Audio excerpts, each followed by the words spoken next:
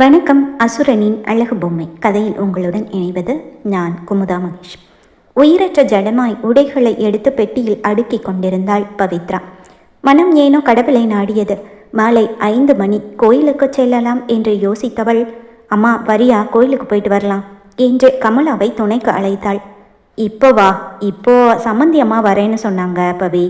கல்யாண சமையலுக்கு அவங்களுக்கு தெரிஞ்ச சமையல்காரர் ஒருத்தர் இருக்காராம், அவரை போய் பார்த்து பேசிட்டு வந்துடலான்னு சொன்னாங்க. நானும் கோயில் பூசாரியை பார்த்து முகூர்த்த தேதி குறித்து வாங்கணும்னு நினச்சேன். நீ கோயிலுக்கு போய் பூசாரிகிட்ட அடுத்த மாதம் வளர்பிற முகூர்த்த தேதி எப்போ வருதுன்னு கேட்டு குறித்து வாங்கிட்டு வந்துடு பவி. நீ வேணும்னா ரஞ்சனியும் கூட கோயிலுக்கு கூட்டிகிட்டு போ என்றாள் கமலா. ரஞ்சனியை பார்த்தாள் பவித்ரா. அவளோ எப்போதும் போல முத்துவேலுடன் ஃபோனில் பேசிக்கொண்டிருந்தாள். அக்கா, கோயிலுக்கு போயிட்டு வரலாம், வரியா? இல்லை பவி, அவர் வரேன்னு சொல்லியிருக்காரு. சாயங்காலம் ரெஸ்டாரண்ட் போகலான்னு பிளான் பண்ணியிருக்கோம் என்று ரஞ்சனி கூற, ஓ அவுட்டிங்கா, என்ஜாய் என்று சொல்லிவிட்டு தனியாக கோயிலுக்கு கிளம்பினாள் பவித்ரா. கோயிலுக்கு செல்லும் வழியில் அகிலாவிடமிருந்து ஃபோன் வந்தது. என்னடி, பேக்கிங் எல்லாம் முடிஞ்சுதா என்று அகிலா கேட்க, எல்லாம் முடிஞ்சுது அகிலா, கோயிலுக்கு போயிட்டுருக்கேன். ஆமாம், நீ எங்கே இருக்க? ஆஃபீஸில் இருந்து கிளம்பிட்டியா என்று பவித்ரா கேட்க, ஆஃபீஸில் இருந்து வந்துட்டுருக்கேன். ஆமாம், நீ எந்த கோயிலில் இருக்க? கோயில் இருக்கும் அதே வழியில்தான் பேருந்தில் பயணித்து கொண்டிருந்தாள் அகிலா. ஓ, இங்கே தான் இருக்கியா? ஓகே பவி, நீ கோயிலே வெயிட் பண்ணு, நான் வந்துடுறேன் என்று சொன்ன அகிலா அடுத்த 10 நிமிடத்தில் கோயிலுக்கு வந்து சேர்ந்தாள்.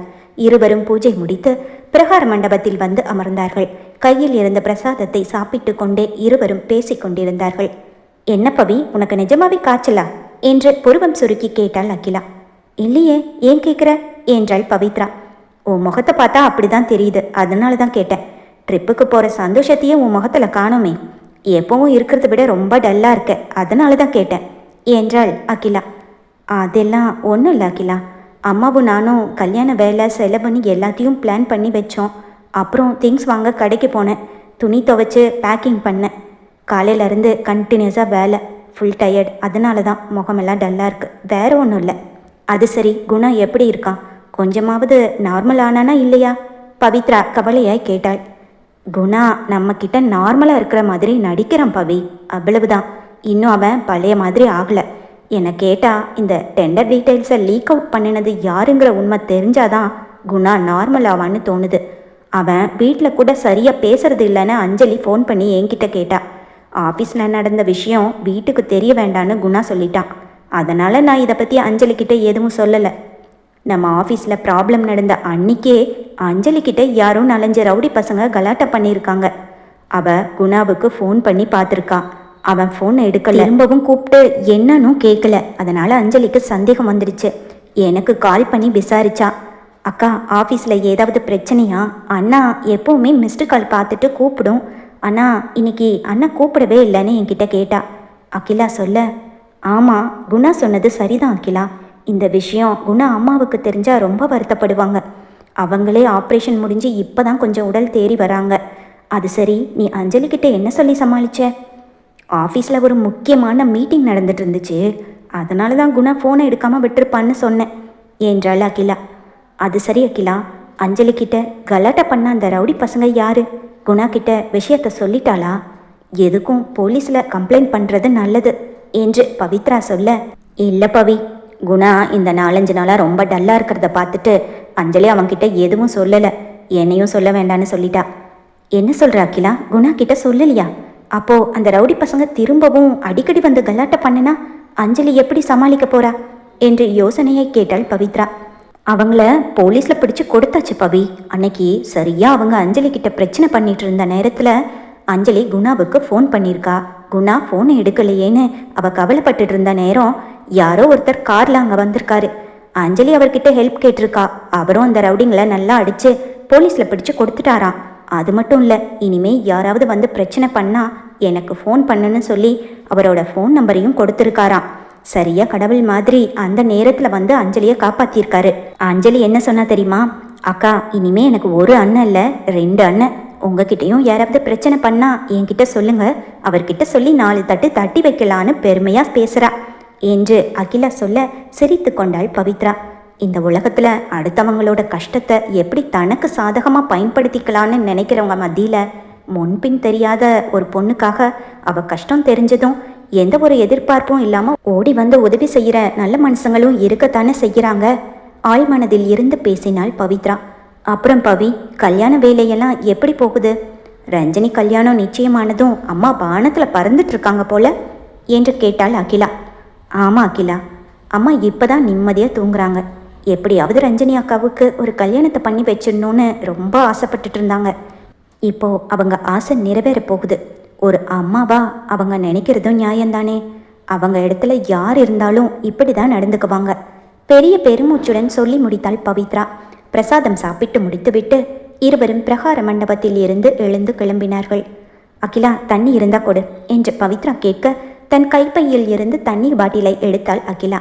அதில் தண்ணீர் காலியாகி போயிருக்க, தண்ணி காலி ஆயிடுச்சு பவி, நீ இரு, நான் போய் எடுத்துட்டு வந்துடுறேன் என்றாள் அகிலா.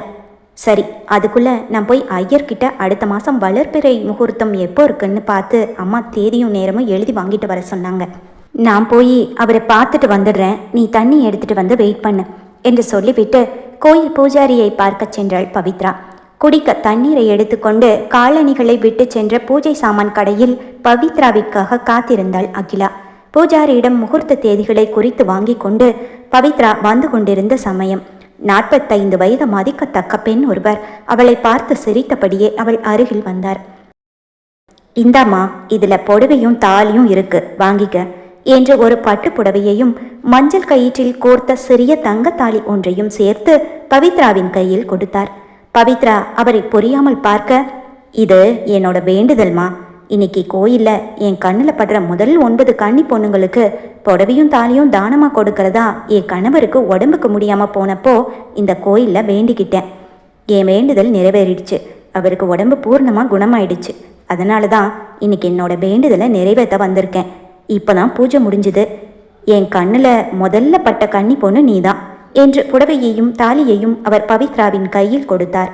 தனக்கு பயன்படாவிட்டாலும் தன் அக்கா திருமணத்திற்கு உதவுமே என்று நினைத்து பவித்ரா அதை வாங்கி கொண்டாள். இந்த புடவையும் தாலியும் அம்மன் பாதத்துல வச்சு திருமாங்கல்ய பூஜை பண்ணினது.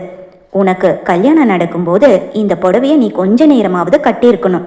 அதே மாதிரி இதையே தாலியாவோ இல்ல புதுசா கல்யாணத்துக்கு தாலி செய்யும் போது இந்த தங்கத்தையும் அதுல சேர்த்து தாலியா செஞ்சு நீ கழுத்துல போட்டுக்கணும். இந்த தங்கத்தை விற்கவோ இல்ல வேறு ஆபரணமாவோ மாற்றக்கூடாது. அடுத்தவங்களுக்கும் கொடுக்கக்கூடாது. நீ தான் பயன்படுத்ததும். நான் சொன்னது புரிஞ்சுதாமா? கூறியவர் மீதம் இருக்கும் தாலி புடவைகளை தானம் கொடுக்க சென்று விட்டார். அவர் பேசியதில் அப்படியே சிலையாக நின்று விட்டாள் பவித்ரா. இப்போது அவள் இருக்கும் சூழ்நிலையில் கையில் இருந்த தாலியையும் புடவையையும் பார்க்க பார்க்க கண்களில் கண்ணீர் தான் வந்தது.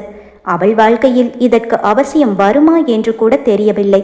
ஆனால் யாரோ ஒருவர் தானாக தேடி வந்து புடவையையும் தாலியையும் கொடுத்து செல்கிறார். மனம் பாரமாக்கி போனது பவித்ராவிற்கு. இப்படி ஒரு நிகழ்வு ஏன் நடக்க வேண்டும்? கோயிலில் வைத்து 9 பேருக்கும் மட்டுமே கொடுக்கக்கூடிய தங்க தாலியும் புடவையும் தனக்கு ஏன் கிடைக்க வேண்டும்? இந்த கேள்விக்கான பதில் என்ன யோசித்தாலும் இப்போது அவளுக்கு புரிய போவதில்லை. புடவையையும் தாலியையும் எடுத்துக்கொண்டு வெளியில் வர அகிலா அவளுக்காக காத்திருந்தாள். ஏய், என்னடி இது? பவித்ராவின் கையில் இருந்த தாலியையும் புடவையையும் பார்த்துவிட்டு அகிலா கேட்க பவித்ரா அவளிடம் நடந்த விஷயத்தை கூறினாள். என்னடி இது? வேண்டுதல்னு தாலியை கோயில் உண்டியல்ல போட்டு நான் பார்த்துருக்கேன். ஆனால் தானமாக தங்கத்தாலி கொடுப்பாங்களா? கொடு பார்க்கலாம், இது எவ்வளோ கிராம் இருக்கும்? தாலியை தன் கையில் வைத்து அதன் எடையை சோதித்து பார்த்தாள் அகிலா. ரொம்ப வசதி படித்தவங்க போல. நான் தான் அதுக்குள்ளே வெளியில் வந்துட்டேன். இன்னும் கொஞ்ச நேரம் உள்ளே இருந்திருந்தா எனக்கும் புடவையும் தங்கத்தில் தாலியும் கிடைச்சிருக்கும். நீ எப்பவுமே அதிர்ஷ்டக்காரி தாண்டி. இந்தா, பத்திரமா பேக்ல எடுத்து வை, உன் கல்யாணத்துக்கு உதவும் என்று அகிலா சொல்ல அவளை பார்த்து விரக்தியாய் சிரிக்கத்தான் முடிந்தது பவித்ராவினாள். அடுத்த நாள் மாலை தினமும் புடவை கட்டுபவள் பயணத்திற்கு என்று தன்னிடம் இருந்த சல்வாரில் நன்றாக இருந்த ஒன்றை எடுத்து அணிந்து கொண்டாள். அம்மா, டைம் ஆச்சு, நான் கிளம்புறேன் சொல்லிக்கொண்டே லகேஜை எடுத்துக்கொண்டு வாசலுக்கு வந்தாள். பவி, மறக்காம எல்லாமே எடுத்து வச்சுக்கிட்டியா? அங்க ரொம்ப குளிரா இருக்குமாமே. ஸ்வெட்ரு சால்வை எல்லாம் எடுத்து வச்சுக்கிட்டியா? ஆட்டோக்கு புக் பண்ணிட்டியா? மொபைல் ஃபோன் எடுத்துக்கிட்டியா? வரிசையாக கேள்விகளை கேட்டுக்கொண்டே அவள் பின்னாலேயே வந்தாள் கமலா. அம்மா, எல்லாமே எடுத்துக்கிட்டேன். ஆட்டோ இன்னும் 5 நிமிஷத்தில் வந்துடும். பவி, போன உடனே ஃபோன் பண்ணு. தினமும் ஒரு வாட்டியாவது எனக்கோ இல்லை ரஞ்சனிக்கோ ஃபோன் பண்ணணும், புரிஞ்சுதா? சரிம்மா, ஃபோன் பண்ணுறேன். ஒற்றை வார்த்தையில் முடித்து கொண்டாள் பவித்ரா. ஆட்டோ வந்ததும் அம்மாவிற்கும் அக்காவிற்கும் கையசைத்து விட்டு ஏறி அமர்ந்து கொண்டாள். அடுத்த 10 நிமிடத்தில் ஹர்ஷா கூறிய ரெஸ்டாரண்டிற்கு வந்துவிட்டாள். பவித்ராவை பார்த்ததும் அவளிடம் ஓடி வந்த ரெஸ்டாரண்ட் சிப்பந்தி ஒருவர், உள்ளே வாங்க மேடம், சார் உங்களை வெயிட் பண்ண சொன்னாரு, இப்போ வந்துடுவாரு, நீங்க உட்காருங்க என்று ஏற்கனவே ஹர்ஷா ரிசர்வ் செய்து வைத்திருந்த டேபிளை காட்ட அங்கு சென்று அமர்ந்து கொண்டாள் பவித்ரா. உடனே கிளம்ப போறோம், 10-15 நிமிஷம் ஆக போகுது, அதுக்கு எதுக்கு டேபிள் ரிசர்வ் பண்ணணும்? பணம் ரொம்ப அதிகமா இருந்தா இப்படிதான் போல அவள் மனதில் நினைத்து கொண்ட நேரம், மேடம் என்ன சாப்பிட்றீங்க? சர்வர் அவள் முன்னால் வந்து நின்றிருந்தான். எங்கே சாப்பிடுவது? ஹர்ஷாவிடம் கை நீட்டி பணம் வாங்கி வந்ததிலிருந்து அவளுக்கு பசி என்ற உணர்வே அற்று போயிருந்தது. 2 நாட்களாக ஏதோ பெயருக்கு சிறிது உணவை குறித்தாள், அவ்வளவுதான். எனக்கு எதுவும் வேண்டாம், மெதுவாக கூறினாள். ரெஸ்டாரண்டில் வந்து உட்கார்ந்து கொண்டு எதுவும் வேண்டாம் என்று சொல்வதற்கும் சங்கடமாகத்தான் இருந்தது. மேடம், நீங்க வந்தா உங்களுக்கு ஏதாவது சாப்பிட கொடுக்கணும்னு சார் சொல்லியிருக்காரு. என்ன சாப்பிட்றீங்க? ஸ்நாக்ஸ் இல்லை ஸ்டார்டர்ஸ் ஏதாவது எடுத்துட்டு வரட்டுமா? பவ்யமாக கேட்டான் சர்வர். என்னடா இது தொல்லை! சர்வரோ அவள் ஏதாவது ஆர்டர் செய்யாமல் அங்கிருந்து கிளம்புவதாக தெரியவில்லை. சரி, ஒரு ஃப்ரெஷ் ஜூஸ் என்றாள்.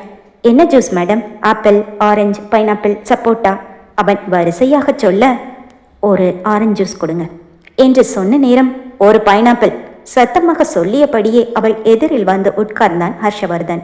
இத்தனை நாள் புடவையில் பார்த்தவளை இன்றுதான் முதன் முறையாக சல்வாரில் பார்க்கிறான். அவள் சைஸுக்கு அளவெடுத்து தைத்ததைப் போல கச்சிதமாக பொருந்தி இருந்தது ஆடை. வைத்த கண் வாங்காமல் வந்ததிலிருந்து அவளைத்தான் பார்த்து கொண்டிருந்தான் ஹர்ஷவர்தன். ஜூஸ் வந்ததும் இருவரும் ஜூஸை குடிக்கத் தொடங்கினார்கள்.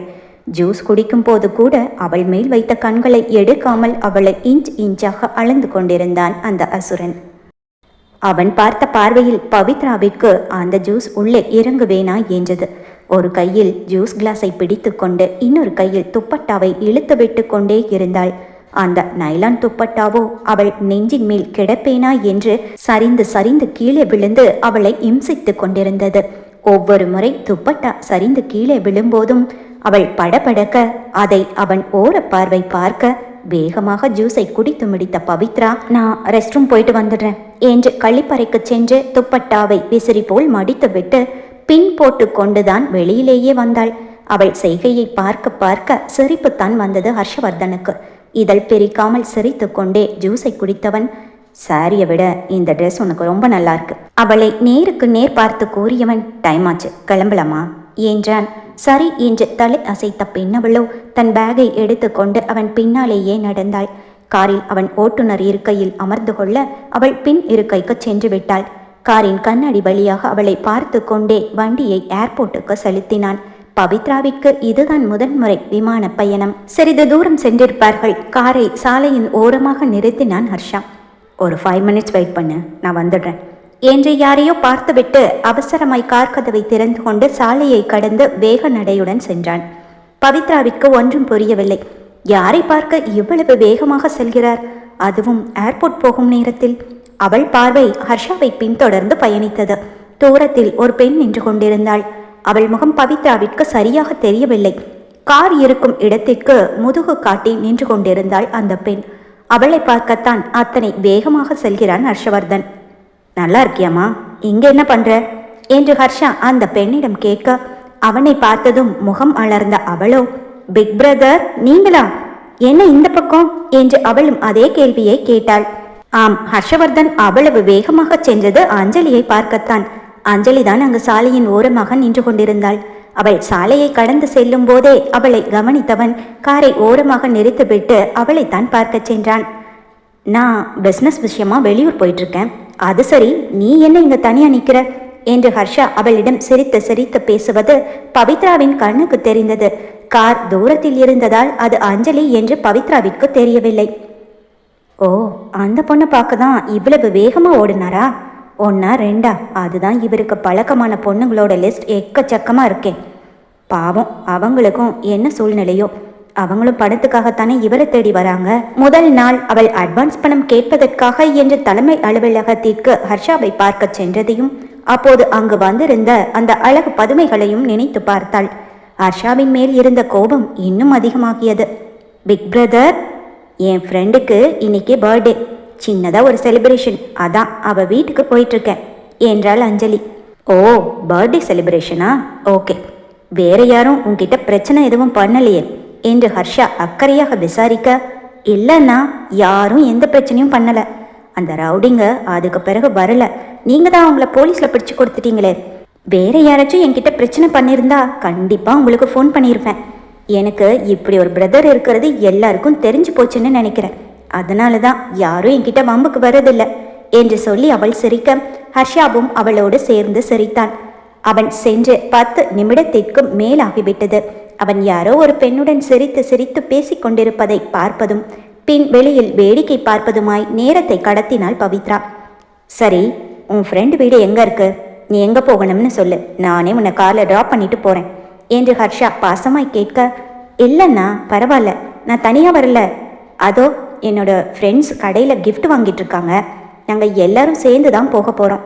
நான் போய்க்குவேன், நீங்கள் அவசரமாக வெளியூர் போயிட்டுருக்கீங்க, நீங்கள் போங்க என்று அவள் கண் சிமிட்டி சொல்ல, பாய் என்று அவளிடம் கை அசைத்துவிட்டு தன் கை கடிகாரத்தில் நேரத்தை பார்த்து கொண்டே மீண்டும் அதே வேக நடையுடன் வந்து காரை கிளப்பினான் ஹர்ஷவர்தன். அடுத்த 10 நிமிடத்தில் கார் ஒரு பெரிய அப்பார்ட்மெண்ட் வாசலில் நின்றது. இங்கே எதுக்கு வந்திருக்காரு என்று பவித்ரா யோசித்து கொண்டிருக்க கையில் தன் ட்ராலி பேக்கை தள்ளி கொண்டே வந்தான் அருண். அவன் பவித்ரா காருக்குள் இருப்பதை கவனிக்கவில்லை. டிக்கியில் பேக்கை வைத்தான். என்னடா, என்னை ஷார்ப்பா 7 மணிக்கு ரெடி ஆயிடுன்னு சொல்லிட்டு நீ இவ்வளவு லேட்டா வர என்று கேட்டுக்கொண்டே காரின் முன் இருக்கை கதவை திறக்க அருணின் பார்வை பின் இருக்கையில் அமர்ந்திருந்த பவித்ராவின் மேல் பதிந்தது. அழுத்தமாய் அவளை ஒரு பார்வை பார்த்தவன் தன் பார்வையை திருப்பி ஹர்ஷாவை பார்த்து முறைத்தான். டேய், நடு ரோட்ல நின்னுக்கிட்டு ஜபம் பண்ண போறியா? ஃப்ளைட்டுக்கு டைம் ஆச்சு, ஏறு போலாம் என்று ஹர்ஷா சொல்ல அமைதியாக காரில் ஏறிக்கொண்டான் அருண். ராகவனுக்கும் மீனாக்கும் எத்தனை மணிக்கு ஃப்ளைட் என்று ஹர்ஷா கேட்க பவித்ராவை பார்த்ததும் உச்சகட்ட கோபத்தில் இருந்த அருணோ பதிலே சொல்லாமல் அமைதியாக இருந்தான். டேய், உன்கிட்ட தான் கேட்குறேன், அவங்க 2 பேருக்கும் எத்தனை மணிக்கு ஃப்ளைட்? அழுத்தமாக வந்தது ஹர்ஷவர்தனின் குரல். ராத்திரி 10:30 மணிக்கு. வெளியில் வேடிக்கை பார்த்து கொண்டே சொன்னான் அருண். ஃபைல்ஸ், ஹார்ட் காப்பீஸ் எல்லாமே கரெக்டாக எடுத்து வச்சிருக்கியா? ஹர்ஷவர்தன் கேட்டான். எல்லாம் கரெக்டாக இருக்கு. அவர்கள் பேசுவதை கேட்டுக்கொண்டே அமைதியாக அமர்ந்திருந்தாள் பவித்ரா. சண்டிகர் ரீச் ஆனதும் நைட் சண்டிகர்லேயே தங்கிட்டு காலையில் 5 மணிக்கெல்லாம் சிம்லா கிளம்பிடலாம்.